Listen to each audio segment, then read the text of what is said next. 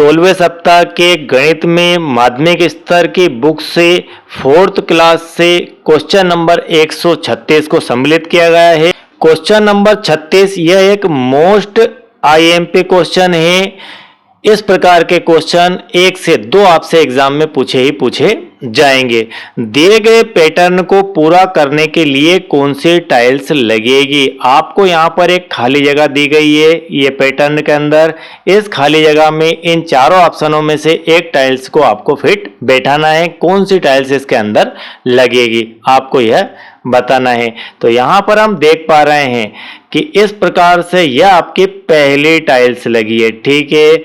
यह आपके यहाँ पर दूसरी टाइल्स लगी है। इन दोनों में क्या फर्क है, ये बिल्कुल सेम टू सेम ही दिखाई देती है। और यहाँ पर तीसरी टाइल्स लगी है, यह भी इसकी कॉपी है और यह चौथी भी इसकी कॉपी है। कुल मिलाकर यही कॉपी आपको यहाँ पर भी चाहिए। तो ये वाली कॉपी आप निकालिए, कहाँ पर है, सेम टू सेम होना चाहिए। तो यहाँ क्या ऑप्शन ए आपका यहाँ पर फिर बैठता है, या ऑप्शन बी, या ऑप्शन सी, या ऑप्शन डी। तो ऑप्शन बी जो है ये इसके जैसा ही सेम है, आप इसे मिलान कर लीजिए, इसके जैसा ही यह बना हुआ है बॉक्स पूरा का पूरा। तो यह टाइल्स यहाँ पर फिट बैठ जाएगी। तो यह पैटर्न आधारित क्वेश्चन भी है, समझ आधारित भी है और तर्क आधारित भी है। चलिए इसके बाद क्वेश्चन नंबर 138। क्वेश्चन नंबर 138 यह भी एक मोस्ट आईएमपी प्रश्न है। यहाँ पर 3 है, यहाँ पर 103 है, यहाँ पर 203 है, यहाँ पर 303 है।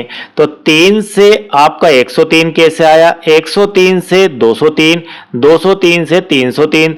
तो 3 से 103 के लिए प्लस 100 हुआ है, 103 से 203 के लिए प्लस फिर 100 हुआ है, 203 से 303 के लिए प्लस 100 हुआ है। तो आगे क्या होगा, आगे भी प्लस 100 ही होगा। 303 से 100 प्लस किया तो यहाँ पर आ जाएगा आपका 403। तो ऑप्शन सी वाला यहाँ पर आपका राइट हो जाएगा। अब इसके बाद क्वेश्चन नंबर 142। क्वेश्चन नंबर 142 यह भी एक बहुत ही आईएमपी क्वेश्चन है और बड़े ही ध्यान से इसे समझना है आपको। यह एंगल आधारित क्वेश्चन है और पैटर्न आधारित है। नीचे दिए गए पैटर्न का अगला पद क्या होगा। यहाँ पर इस प्रकार का एप दिया है, यह एप थोड़ा सा टेढ़ा हो गया है। हम इसका एक एक्सिस बना लेते हैं, यह हम एक्सिस बनाया। तो आपको ध्यान रखना है कि इस प्रकार के क्वेश्चन में यदि आप एक्सिस बना लेंगे, उसका एक अक्ष बना लेंगे, तो आपको बड़ी आसानी से वो क्वेश्चन समझ में आ जाएगा। एफ ऐसा हो गया, फिर एक ये एफ ऐसा, फिर एफ ऐसा, फिर एफ ऐसा और फिर एफ ऐसा। तो पहले ये, फिर ये, फिर ये स्थिति, फिर ये स्थिति, फिर ये स्थिति और फिर ये स्थिति। अब बताइए क्या स्थिति होगी। अगली स्थिति आपकी ये वाले एक्सिस की हो जाएगी, ठीक है। यहाँ से कितना डिग्री एंगल घूम गया, पहले यह था, यहाँ से यह ऐसा हो गया, मतलब जो एंगल क्रिएट हुआ वह 45 डिग्री का। 45 के बाद यह कंडीशन आया, मतलब अगेन 45 डिग्री घूम गया। इसके बाद यहाँ स्थिति आई तो यह आपका 45 डिग्री फिर से घूम गया और इसके बाद फिर यह स्थिति आई तो यह 45 डिग्री फिर घूम गया। तो यहाँ पर फिर एक बार 45 डिग्री एंगल घूमा, तो अब कितना घूम जाएगा, अगेन 45 डिग्री एंगल घूम जाएगा। तो ऑप्शन डी आपका यहाँ पर राइट हो जाएगा, ठीक है। अब इसके बाद क्वेश्चन नंबर 166।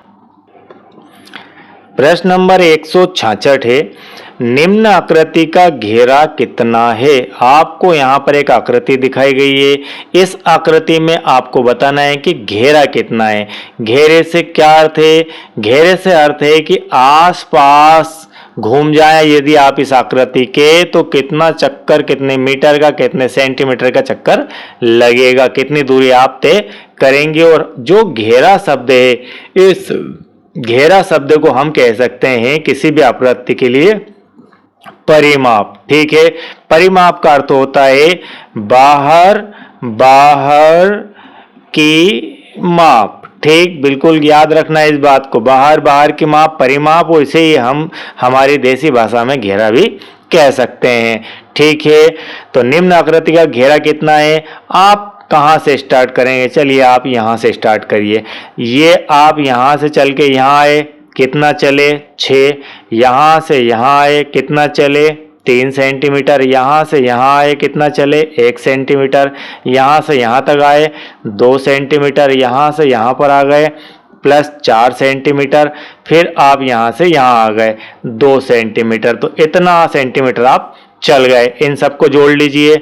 6 3 9, 1 10, 2 12, 4 16 और 2 आपके 18 सेंटीमीटर इसका घेरा हो जाएगा, जो कि ऑप्शन बी के अंदर दिया गया है। यदि आपको घेरे शब्द की समझ है तो आप परिमाप की समझ बना लेंगे। परिमाप की समझ बन गई आपकी तो फिर आप इसको सबको ऐड भी कर लेंगे। बहुत ही बढ़िया क्वेश्चन है, और एक क्वेश्चन आपका परिमाप वर्ड से जरूर पूछा जाएगा, और हो सकता है कि यही क्वेश्चन पूछा जाए। चलिए इसके बाद क्वेश्चन नंबर 173। क्वेश्चन नंबर 173, यह भी मोस्ट आईएमपी क्वेश्चन है, उसी पैटर्न पर आधारित क्वेश्चन है, तो इसीलिए क्वेश्चन जंप हो रहे हैं कि आपको लगभग एक जैसे ही क्वेश्चन एक पार्ट के अंदर सम्मिलित करके सिखाए जाते हैं। यहाँ पर दिए गए चित्र में घेरे की लंबाई कितनी है? यहाँ पर आपको इस प्रकार से ये चित्र दिया है। एक भुजा आपकी है 10 मीटर, एक भुजा और 10 मीटर, नीचे भी 10 मीटर, और कहा गया कि इसका घेरा कितना है। तो आप तीनों को ऐड कर लेंगे। तीनों को ऐड किया तो 10 + 10 + 10 कितना हो गया? 30 मीटर। ठीक है, तो यहाँ पर 30 मीटर हो चुका है। तो ऑप्शन आपका यहाँ पर सी सही हो जाएगा, 30 मीटर। अब इसके बाद 5th क्लास के मैथ्स से क्वेश्चन नंबर 75। प्रश्न नंबर 113, यह भी पैटर्न आधारित है, बहुत ही इजी प्रश्न है। ABCDEFGHI, आगे क्या आएगा? आप शायद अब तक बता चुके होंगे कि आगे क्या आएगा। JKL, ABCD, ठीक है, ABCDEFGHI JKL होता है। तो यहाँ पर ए ऑप्शन आपका राइट हो जाएगा। अब इसके बाद प्रश्न क्रमांक 128। प्रश्न क्रमांक 128, यह एक आईएमपी क्वेश्चन है और 6th क्लास के लेवल का भी है। एक वर्गाकार शतरंज बोर्ड का क्षेत्रफल 400 वर्ग सेंटीमीटर है। यहाँ पर इसे थोड़ा सा समझना होगा क्वेश्चन को कि इस प्रकार का आपका वर्गाकार एक बोर्ड है। वर्गाकार बोर्ड इसका अर्थ है कि जिसकी चारों भुजाएं आपस में बराबर बराबर हो, ऐसी आकृति हमारी वर्गाकार आकृति होती है। इस प्रकार का बोर्ड आपका शतरंज का बोर्ड होता है, उसके अंदर 64 खाने होते हैं। का क्षेत्रफल 400 वर्ग सेंटीमीटर दिया है। इस बोर्ड का जो एरिया दिया है, एरिया को ही हम क्षेत्रफल कहते हैं, कितना दिया है? 400 वर्ग सेंटीमीटर। इस बोर्ड का परिमाप क्या होगा?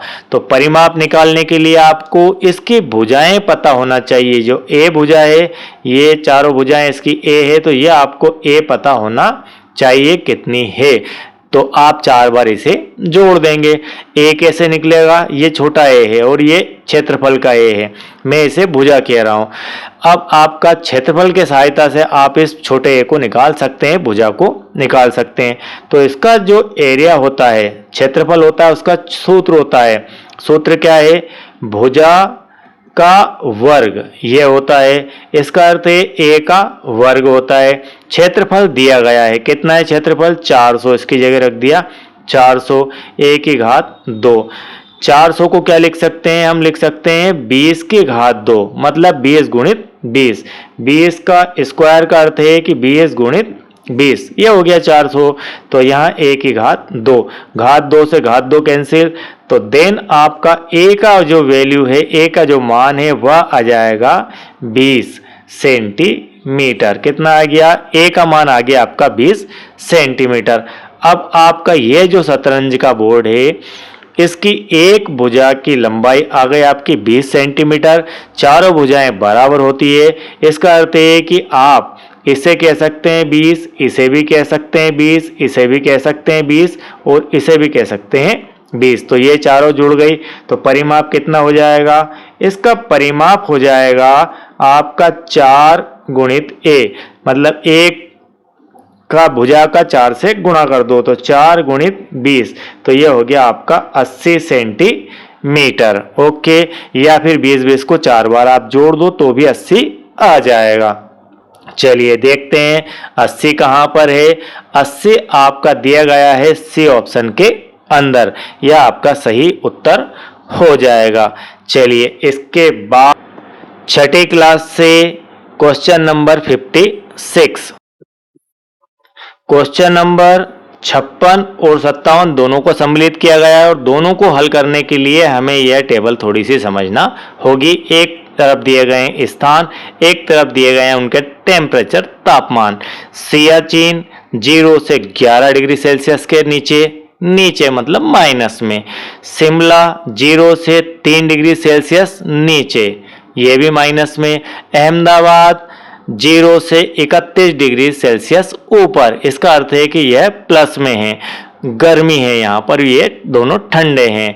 और दिल्ली 0 से 21 डिग्री सेल्सियस ऊपर, और श्रीनगर जो है 0 से 5 डिग्री सेल्सियस नीचे। इस प्रकार से यह तापमान दिए गए हैं। तो ये मान लीजिए आपका 0 डिग्री सेल्सियस है, और यह आपका यहाँ 0 डिग्री सेल्सियस वाला हो गया, और यहाँ नीचे और ऊपर, तो 0 डिग्री सेल्सियस से नीचे बर्फ जम जाती है, और 0 डिग्री सेल्सियस से ऊपर आपको गर्मी लगती है, और 100 डिग्री सेल्सियस पे जाके पानी जो है भाप बन जाता है, उड़ जाता है, उबल जाता है।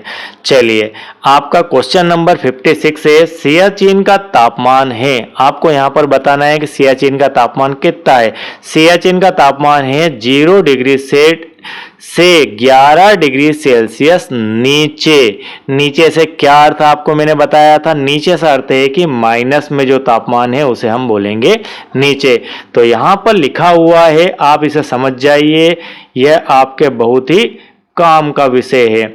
सियाचिन का तापमान 0 डिग्री सेल्सियस से नीचे, कितना नीचे है? 11 डिग्री सेल्सियस नीचे। इसका अर्थ है कि यह जो तापमान है वह है -11 डिग्री सेल्सियस। हम सीधे शब्दों में कहें तो कह सकते हैं कि सियाचिन का जो तापमान है -11 डिग्री सेल्सियस होगा। ओके, तो ऑप्शन सी आपका यहाँ पर राइट हो जाएगा। अब इसके बाद प्रश्न क्रमांक 57 है। यहाँ पर सबसे अधिकतम तापमान किस शहर का है? अधिकतम तापमान, ठीक है, हम सबके तापमान भी यहाँ पर लिख देते हैं।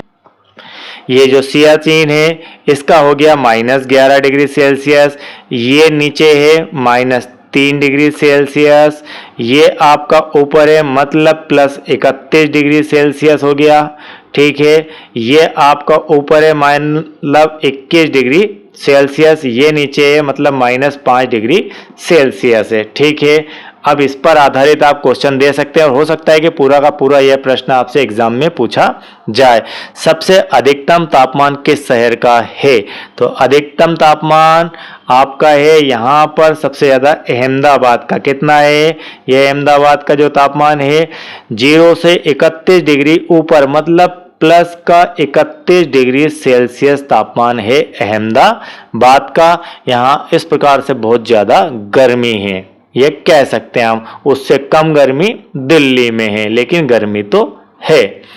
ओके, यह आपका गणित का पार्ट 16वें सप्ताह का कंप्लीट होता है।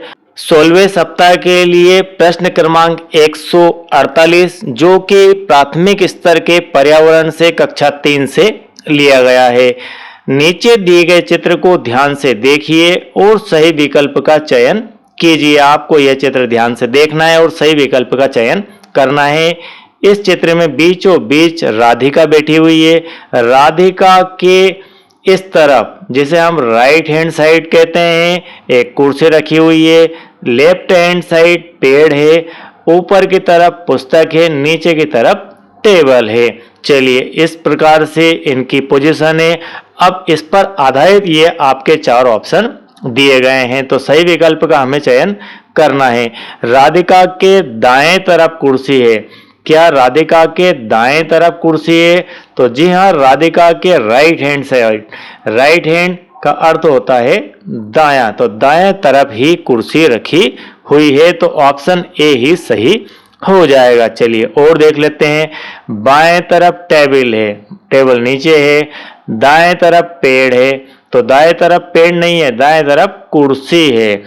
उसके बाद है राधिका के बाएं तरफ पुस्तक है, बाएं तरफ नहीं ऊपर की तरफ पुस्तक है, तो ऊपर नीचे दाएं बाएं की आपको समझ होना चाहिए। बस इतना सा वो जानना चाह रहा है। अब इसके बाद क्वेश्चन नंबर 259, प्रश्न क्रमांक 259 है, 259 है। गंदा पानी पीने के प्रभाव है। गंदा पानी पीने के क्या प्रभाव है?